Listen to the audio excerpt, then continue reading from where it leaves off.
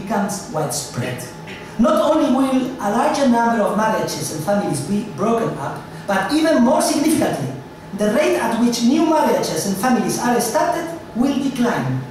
And women will tend to prolong their single life to ensure their professional careers and independent means of support, all of which will lead to a dramatic drop in the birth rate. In the absence of migratory trends to ease this decrease in the birth rate and the consequent aging of the population, the social process of entrepreneurial creativity and coordination, which promotes dynamic efficiency, will be jeopardized. As Hayek taught us, both the progress of civilization and economic and social development require a constantly expanding population, capable of sustaining, among a continually increasing number of people, the steady growth in the volume of social knowledge which entrepreneurial creativity generates. Dynamic efficiency depends on people's creativity and capacity for coordination, and other things being equal, it will tend to increase as the number of human beings increases, which can only happen within a certain framework of moral principles to govern family relationships. However, as I have already stated, this is a kind of a paradox.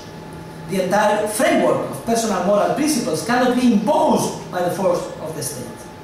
The imposition of moral principles by the force of the government would only give rise to a closed, inquisitorial society that would deprive human beings of the individual freedoms which comprise the foundation of entrepreneurship and dynamic efficiency. This fact precisely reveals the importance of alternative, non-coercive methods of social guidance which expose people to the most intimate and personal moral principles and encourage their internalization and observance. Religious feelings and principles, which are acquired at an early age within the family, play an indispensable role in this regard, together with the social pressure exerted by other members of the family, local community, and so on. Religious precepts provide direction under which to act, help people control their most atavistic impulses, and serve as a guide in the selection of those human beings of the opposite sex, with whom we decide to build a family for the rest of our lives. Other things being equal, the firmer and more enduring personal moral principles are, the greater the dynamic efficiency of a society will tend to be. Thank you very much for your patience and attention.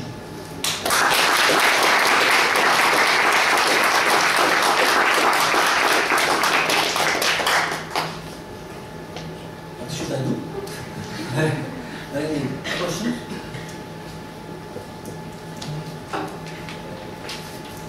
Before we pass to questions or the part of the meeting that we devoted to signing books if someone wants, I wanted just to remark that on some of the leaflets that you received, there is still listed a meeting at Polish Economic Society at 4:30, which has been cancelled. So please, if one of you wanted to go to such, please mind that this has been cancelled. Sorry for the mistake. Say why it has been cancelled. Because in Spain, at that time we sleep the siesta, which is something I can't avoid, because if not, I wouldn't be able to keep lecturing. Huh? 5 more minutes to siesta. Spanish siesta. Can we have a signature now? Of course, I will sign all the books you want.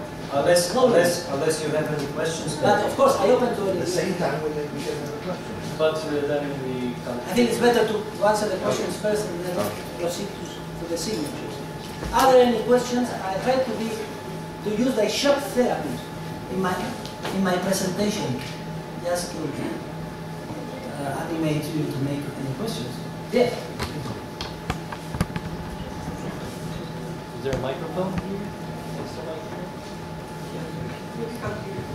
Tu jest tylko.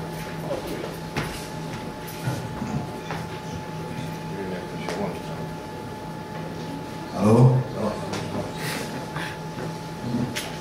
I have to say that I really liked your lecture, and I can see that I'm not the only one. As you can see on the chart behind you, the markets are reacting very positively. So, but nevertheless, I think that the governments, decision makers, and policy makers wouldn't be as optimistic, and they wouldn't agree with all of, at least with all of the ideas that you're advocating.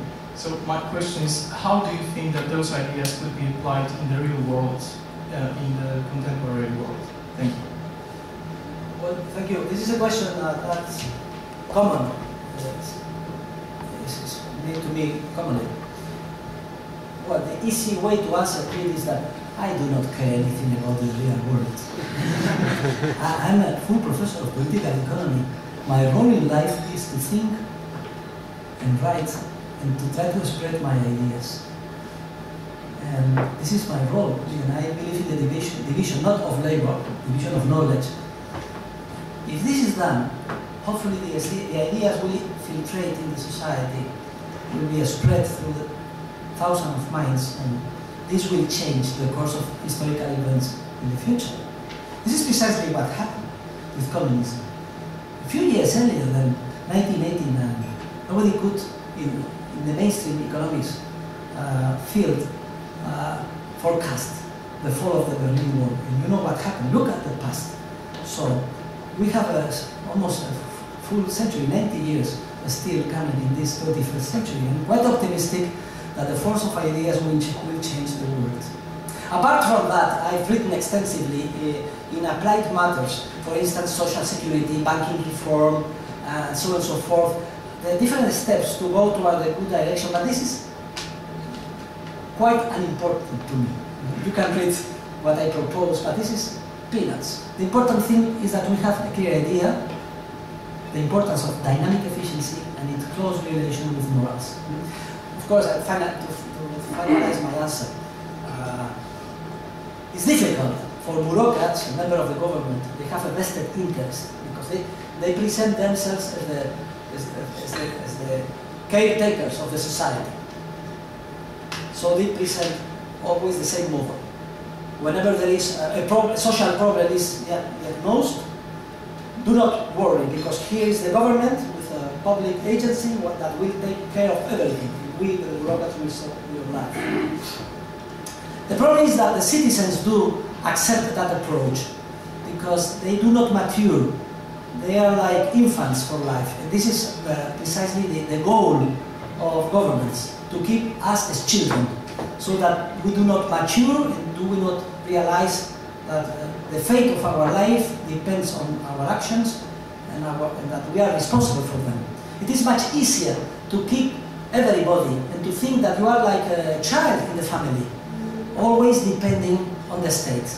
The great sin of today's world is statolatry. We all worship government, no matter if it is right-wing, left-wing, liberal, or whatever. Government, government, and government. Even in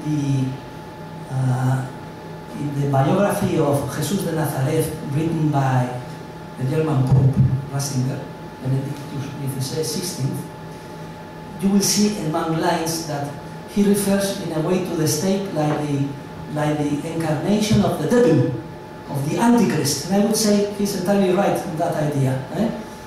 When he comments on the 4 temptations to Christ, he mentioned 1, 2, 3, and finally Joseph Ratzinger says, let's go to the worst of the temptations, the 4th one.